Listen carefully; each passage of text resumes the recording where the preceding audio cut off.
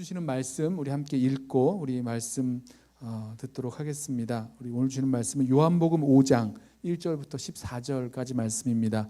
제 성경은 신약성경 149쪽 요한복음 5장 1절부터 14절까지 말씀 우리 찾으셔서 한 절씩 교독하고 마지막 절은 함께 읽겠습니다.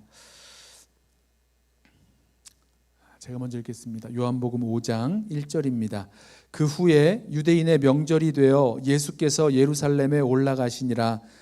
예루살렘에 있는 양문 곁에 히브리 말로 베데스다라 하는 못이 있는데 거기 행각 5이 있고 그 안에 많은 병자, 맹인, 다리 저는 사람, 혈기 마른 사람들이 누워 물의 움직임을 기다리니 이는 천사가 가끔 못에 내려와 물을 움직이게 하는데 움직인 후에 먼저 들어가는 자는 어떤 병에 걸렸든지 낫게 되밀어라. 거기 38해 된 병자가 있더라. 예수께서 그 누운 것을 보시고 병이 벌써 오래된 줄 아시고 이르시되 내가 낫고자 하느냐. 병자가 대답하되 주여 물이 움직일 때에 나를 못에 넣어주는 사람이 없어 내가 가는 동안에 다른 사람이 먼저 내려가나이다. 예수께서 이르시되 일어나 내 자리를 들고 걸어가라 하시니 그 사람이 곧 나아서 자리를 들고 걸어가니라. 이 날은 안식일이니 유대인들이 병 나은 사람에게 이르되 안식일인데 내가 자리를 들고 가는 것이 옳지 아니하니라. 대답하되 나를 낫게 한 그가 자리를 들고 걸어가라 하더라 하니 그들이 묻되 너희에게 자리를 들고 걸어가라 한 사람이 누구냐 하되 고침을 받은 사람은 그가 누구인지 알지 못하니 이는 거기 사람이 많으므로 예수께서 이미 피하셨음이라. 그 후에 예수께서 성전에서 그 사람을 만나 이르시되 보라 내가 나았으니 더 심한 것이 생기지 않게 다시는 죄를 범하지 말라 하시니 아멘. 우리 14절까지 읽었습니다. 우리 이제 김진강 목사님 나오셔서 불공평한 은혜라는 제목으로 말씀 전해 주실 텐데요. 우리 말씀에 큰 은혜 줄 줄로 믿고 또 우리 감사하고 환영하는 의미에서 함께 박수로 우리 목사님 환영하고 말씀 듣도록 하겠습니다.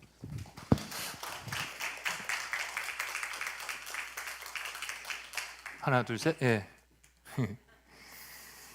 이렇게 나이가 들어가면서 여러분들도 그러시는지 모르겠지만 저는 이렇게 가끔 뜬금없이 이렇게 옛날 생각이 날 때가 있어요. 그런데 옛날에 제가 좀 잘했던 생각들이 났으면 좋겠는데 그 예전에 좀 제가 철이 없었고 이기적이고 교만했던 그런 모습들이 이렇게 뜬금없이 생각이 나면 누가 아무도 보지도 않는데 너무 그게 혼자 창피해가지고 쥐구멍이라도 들어오고 가고 싶은 그런 마음이 많이 생기더라고요. 나이가 들면서.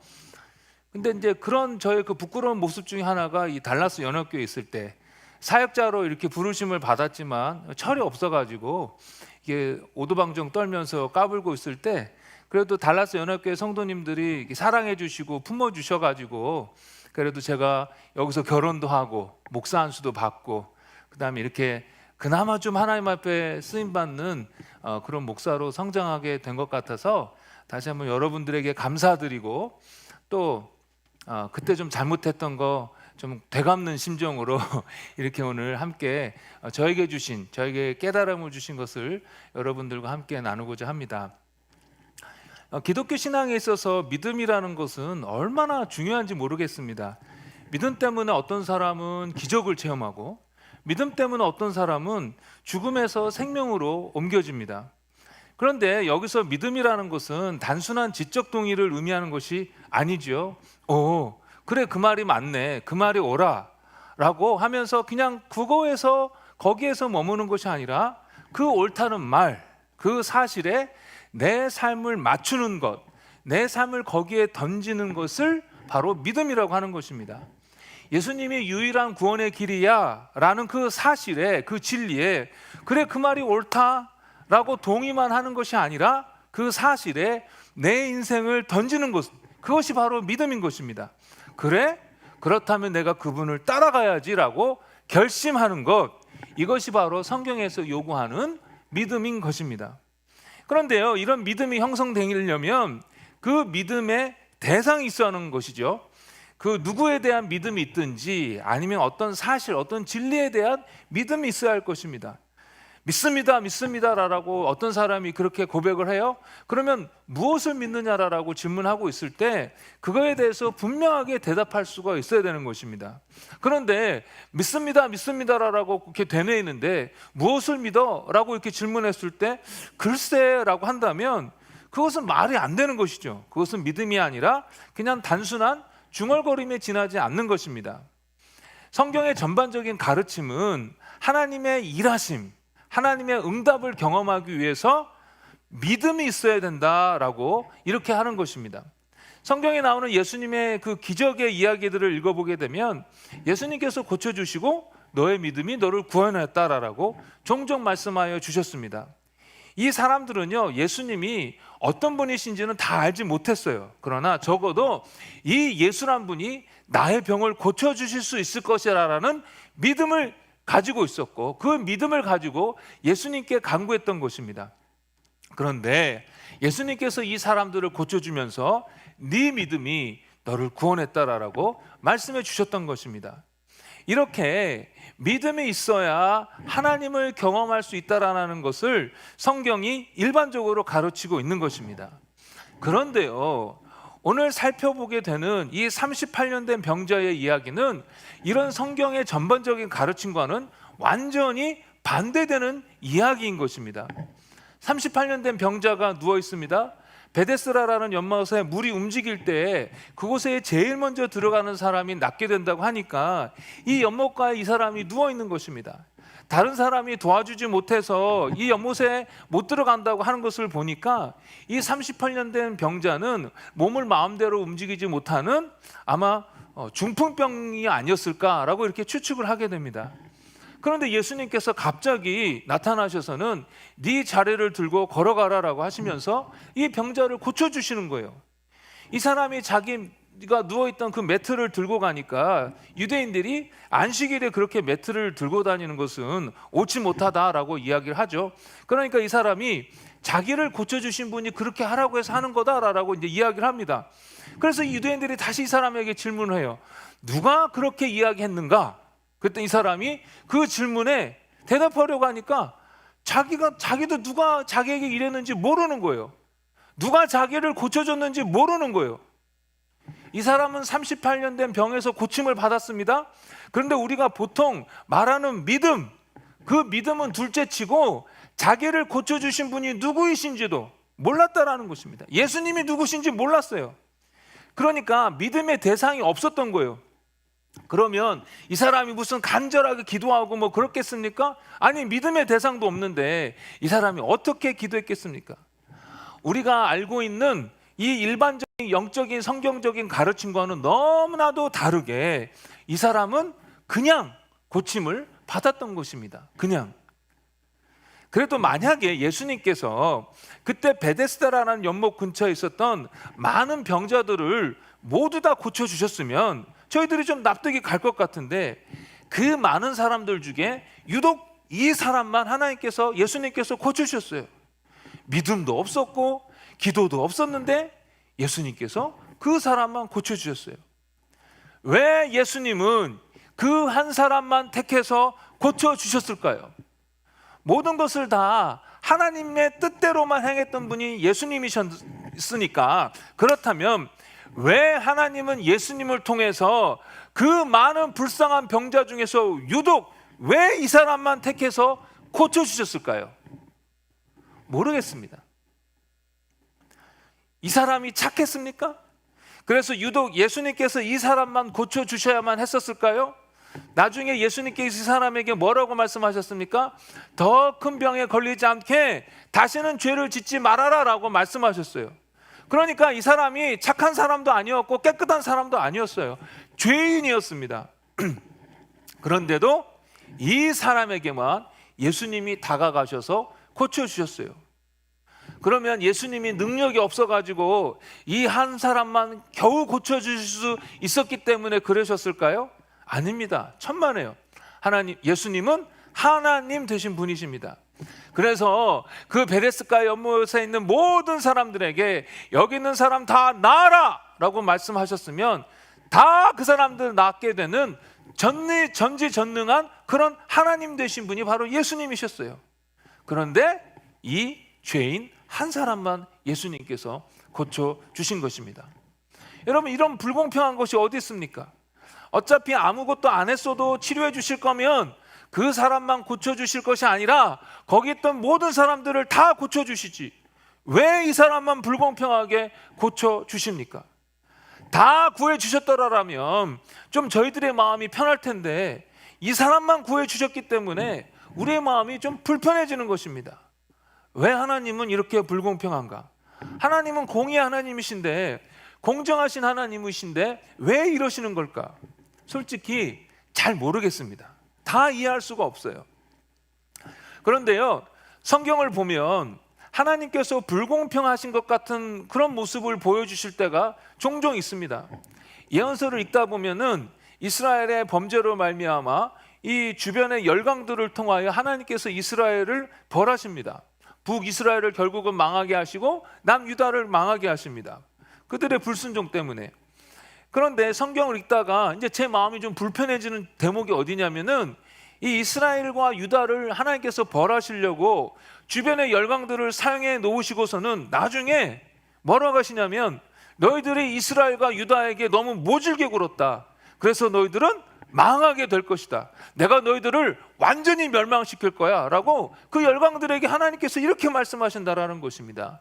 물론 그들이 교만한 것도 있었지만 그러나 그들 입장에서 보면 억울할 것 같습니다. 실컷 이스라엘을 쳐라 하실 때는 언제고 이제 와서는 너무 그들을 심하게 쳤다고 벌하시는 것입니다. 그렇게 하나님께서 하시는 것이 불공평하다고 느껴지는 거예요. 왜 하나님은 이스라엘 입장에서만 생각하시는가? 다윗의 이야기를 읽어보면 또 다시 마음이 불편해져요. 다윗이 엄청난 죄를 짓지 않습니까? 정말 충성되고 용맹스러웠던 군인, 그 부하 장군의 우리야, 그 우리아의 아내와 간통을 저지르고 그것을 무마시키기 위하여 우리아를 전쟁에서 그냥 억울하게 허무하게 죽게 만들고 우리아의 아내였던 밧세바를 자기 아내로 데려옵니다. 여러분, 간통하고 살인했습니다. 구약의 율법으로 치면요, 다윗은 돌로 쳐 죽여야 하는 아주 심각한 죄를 지었습니다. 게다가 그런 죄를 짓고 다윗이 바로 회개했느냐? 그렇지 않습니다. 간통에서 임신한 아이가 태어나고 얼마 지나서야 하나님의 경고를 듣고 다윗이 회개한 것입니다. 그러니까 그런 심각한 범죄를 저지르고 나서 한 1년 정도를 회개하지 않고 버틴 것입니다. 그런데 그런 다윗을 하나님은 바로 죽이시지 않고 기어이 기다리셨다가 회개하니까 용서해 주시는 것입니다. 너무 불공평하지 않습니까? 그렇게 충성된 우리아의 입장에서 보면 너무 억울하지 않습니까? 우리아를 정말 우리 집안의 정말 자랑이다라고 하면서 귀하게 여기고 그 가족들이 정말 명예스럽게 여기고 기둥처럼 여겼을 텐데 그 자랑스러운 우리아가 젊은 나이에 그렇게 억울하게 죽어버렸으니 그 가족들은 얼마나 슬퍼했겠습니까?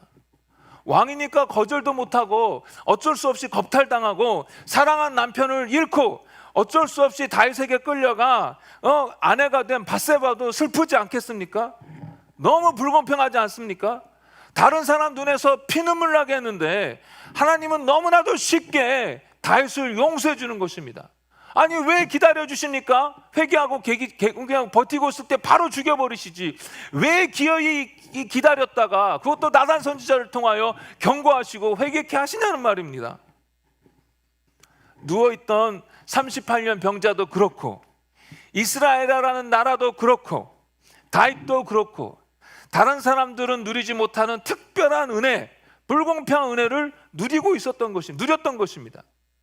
우리의 눈으로는 불공평한 사랑을 받았습니다. 불공평한 용서와 은혜를 받은 것입니다.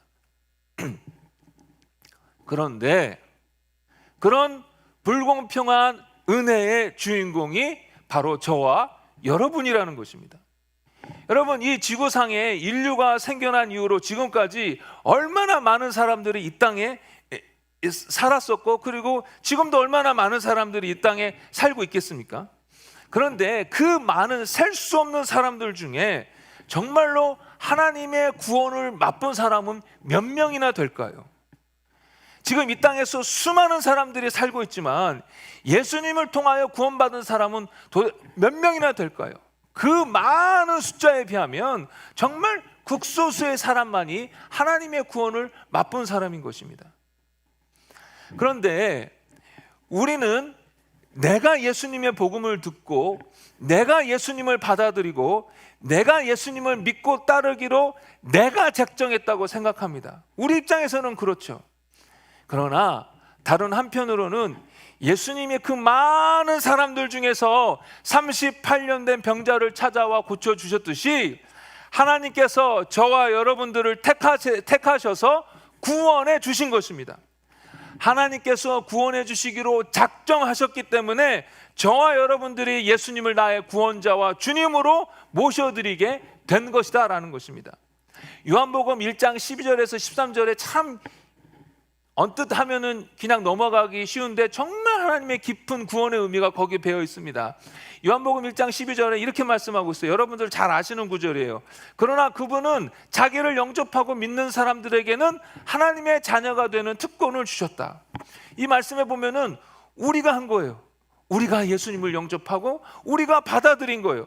그런데 그 다음 절 13절에는 이렇게 된 신비한 하나님의 섭리가 그 뒤에 나오는데 이렇게 나오고 있습니다. 이 사람들이 하나님의 자녀가 된 것은 핏줄이나 육체적인 욕망이나 사람의 뜻으로 된 것이 아니라 하나님의 뜻에 의해서 된 것이다. 이렇게 된 것이 하나님의 뜻에 의해서 되었다라는 것입니다.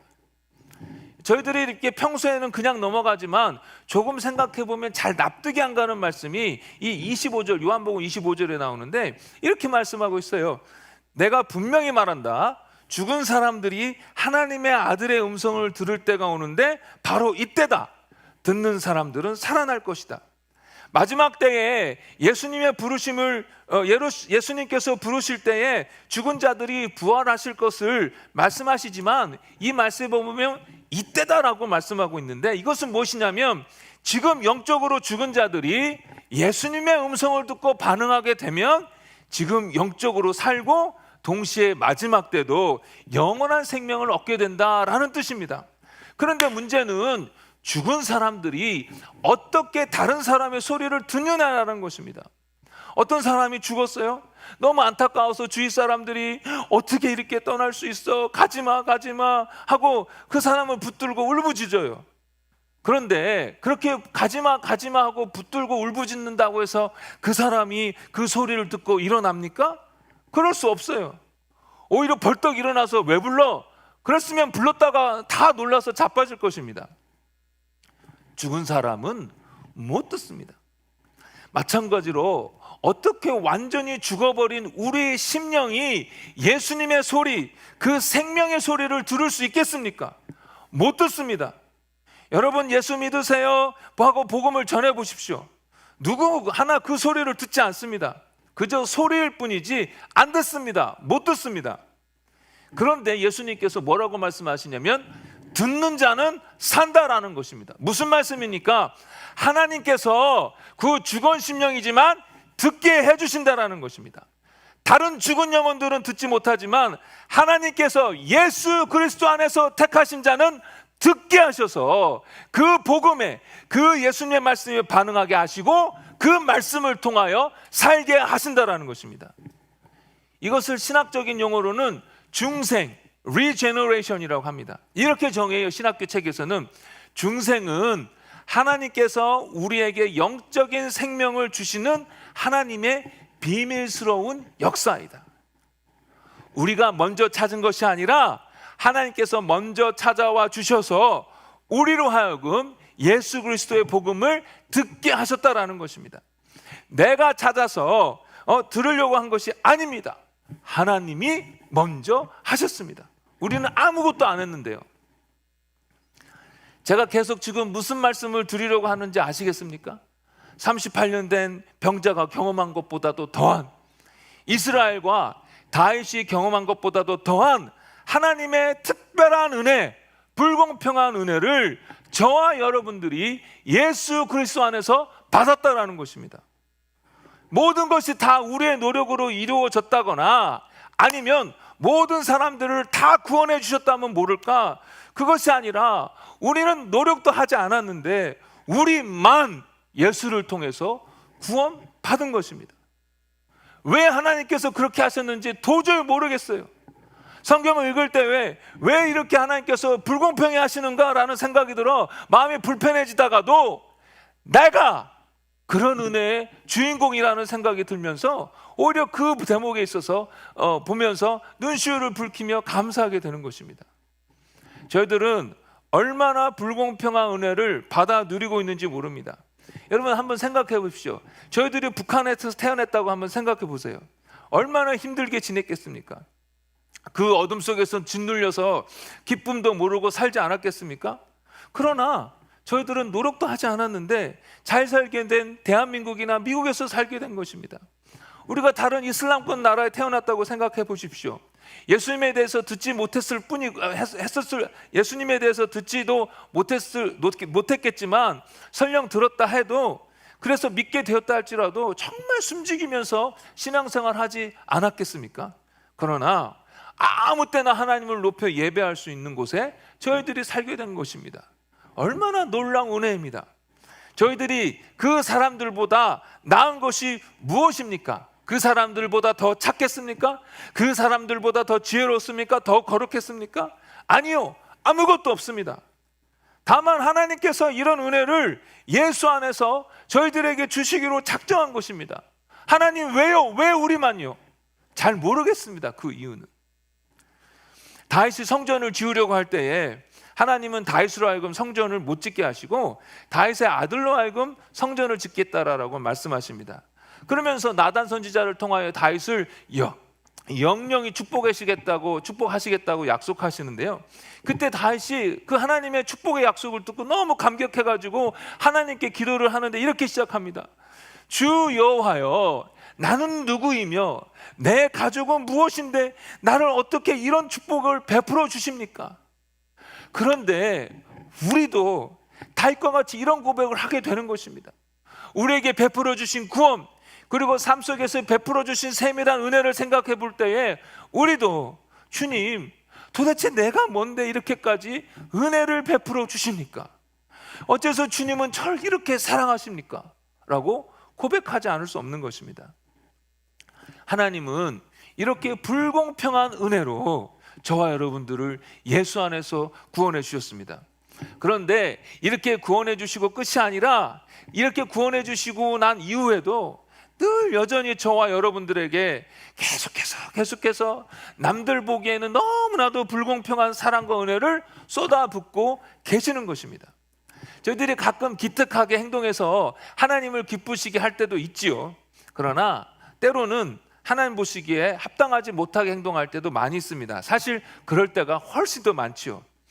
그리고 하나님은 그런 우리의 모습 때문에 분노하기도 하시고 슬퍼하시기도 하십니다. 저희들이 그랬을 때 하나님께서 이런 나쁜 놈 하면서 그냥 그 하나님께서 여태까지 부어주시던 은혜를 끊어 버리셔야 오히려 하나님께서 공의로운 하나님이 되실 것 같은데 하나님은 그러지 아니하시고 우리의 여전한 부족함에도 불구하고 끈질기게 저희들을 사랑하고 붙들어 주시는 것입니다. 자녀를 키우니까요, 참 하나님의 마음을 많이 이해하게 되더라고요.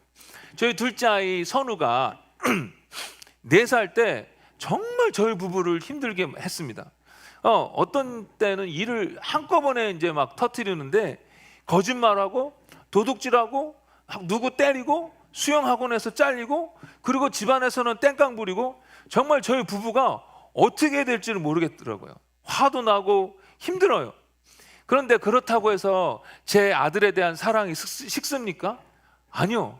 화는 나지만 동시에 제 아들에 대한 사랑은 여전한 것입니다. 화나는 순간에 화가 너무 나서 이 자식을 그냥 확 어떻게 해볼까?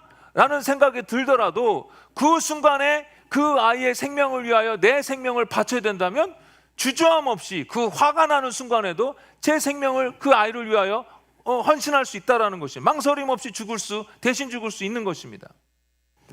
다른 아이들이 몇 번 큰 잘못하면 더 이상 안 되겠다 하지만 내 자식은 끊임없이 용서해주고 끊임없이 필요를 채워주고 끊임없이 사랑하게 됩니다. 자녀에 대한 부모의 사랑이 이럴진데 우리를 향한 하나님의 사랑은 오죽하시겠습니까?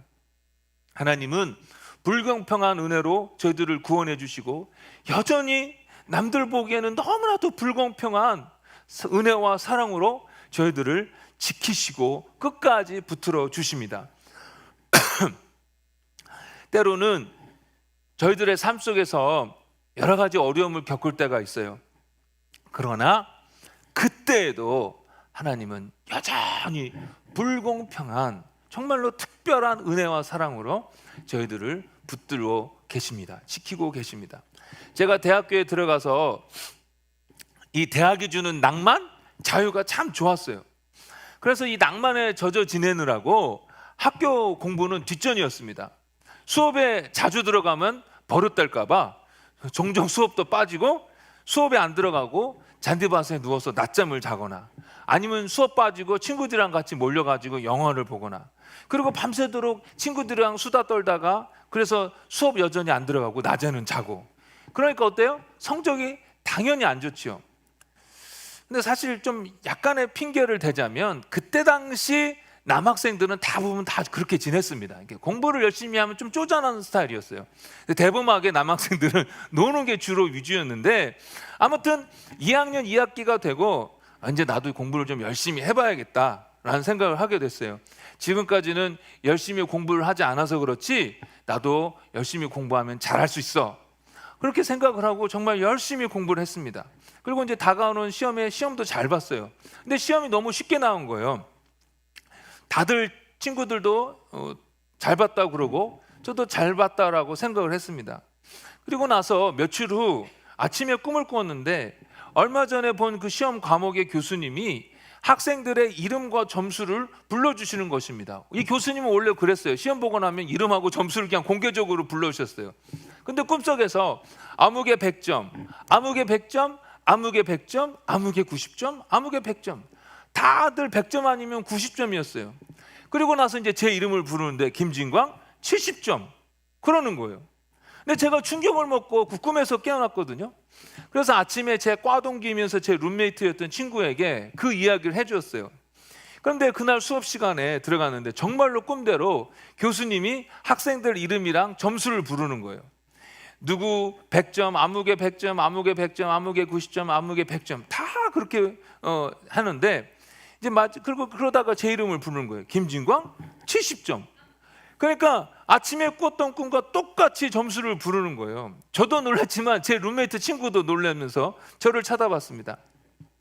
아무튼 그 점수에 저는 매우 실망을 했고 나름대로 열심히 노력했는데 잘 안 되는구나라는 마음에 좀 이렇게 절망하는 마음이 이렇게 되게 커졌어요.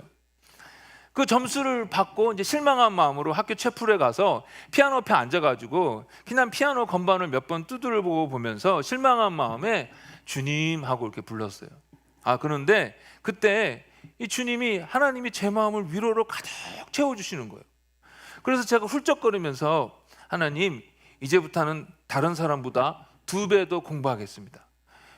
그 이후로 저는 다른 사람들보다 2배 더 공부하려고 애썼어요.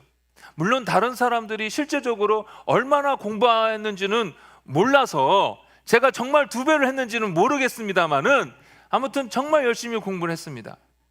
그런데요, 지나고 나니까 그게 잠깐 별거 아니었는데 여러분 이 세상에 그보다 중요한 일이 얼마나 많이 있습니까? 그 19, 20살짜리 그 젊은 대학생 1, 2학년 그것도 3, 4학년도 아니고 1, 2학년 때 그 많은 시험 중에 한 번 70점 맞은 일이 뭐 대수라고. 그런데 하나님은 제가 그 시험 때문에 너무 실망할 것을 아시고 미리 좀 알려주셔서 준비되게 하셨고 그래서 덜 충격 먹게 하시고 그리고 결국은 열심히 공부하도록 그렇게 결심하도록 이끄신 것입니다. 지나서 생각해 보니까 그 하나님의 세밀한 은혜가 너무 큰 거예요. 아마 여러분들도 돌이켜 보면 이런 세밀한 하나님의 은혜를 한두 가지씩은 다 기억해내실 수 있을 것입니다. 미리 깊이 할 길을 주시고 미리 준비시켜 주셔서 감당하게 하시고 오랜 기도 제목에 응답하여 주시고 필요한 것을 채워주시고 속상할 때 위로해 주시고 등등 늘 우리 곁에서 우리를 끊임없이 사랑해 주시고 보살펴 주시는 것입니다. 그런데 세상 누가 이런 하나님과의 관계를 경험할 수 있겠습니까? 세상 누가 천지만물의 창조주이신 하나님께 감히 이런 것을 요구나 할 수 있겠습니까?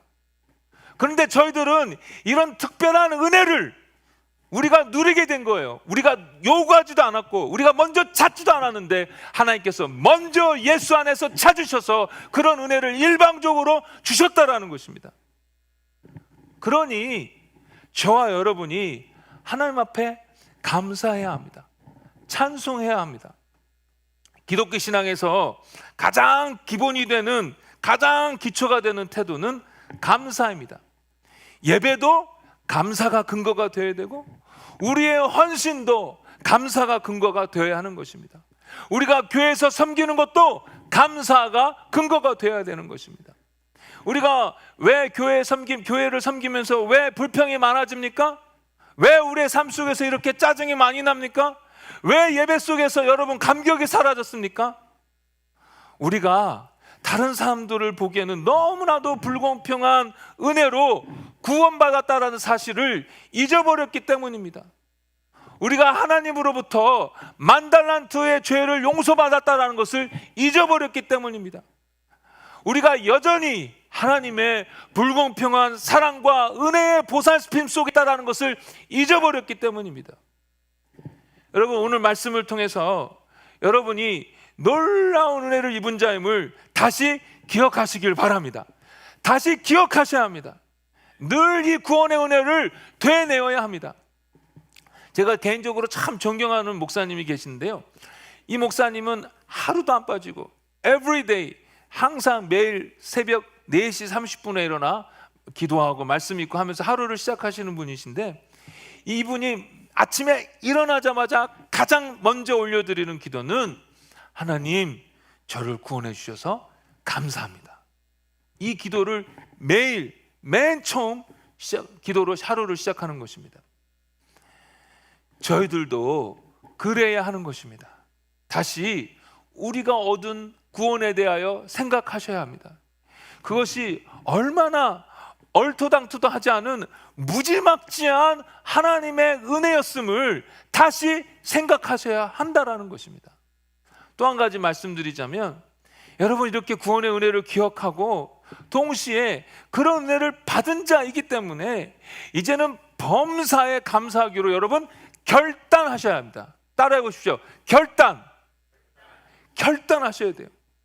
하나님은 범사에 감사하라고 말씀하십니다. 모든 일에 감사하라는 것이죠. 이렇게 놀라운 구원의 은혜를 받았기 때문에 이 땅에서 저런 일, 이런 일 겪어도 저희들은 결국 하나님께서 예비하신 천국으로 가게 됩니다. 그 영원한 천국에 비하면 이 땅은 순간입니다. 점입니다.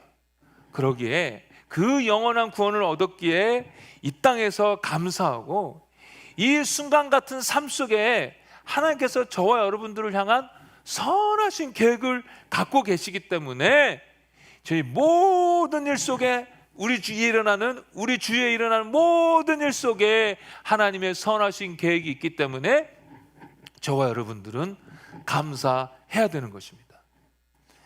받아들이기 싫지만 내 자식이 아픈 것도, 받아들이기 싫지만 어려운 일을 겪고 있는 것도, 우리 집의 경제가 어려워진 것도, 갑자기 차가 고장난 것도, 또 차가 그냥 정말로 이렇게 막혀서 짜증이 날 때 짜증이 막 나게 하는 그 순간에도 이 모든 일들이 선을 이루고자 하시는 하나님의 뜻 가운데 있기 때문에 저 여러분들은 감사할 수 있고 감사해야 하는 것입니다. 성도에게 시련이 있지요. 그러나 하나님 그 시련 속에 저 여러분들을 홀로 두지 않습니다. 그 시련 속에 더 큰 은혜를 베푸시고 더 큰 세밀한 은혜를 부어주십니다. 구체적으로 도와주십니다. 그러니 여러분, 그런 하나님을 믿고 감사하시기를 예수 이름으로 축복합니다. 제가 기도하겠습니다.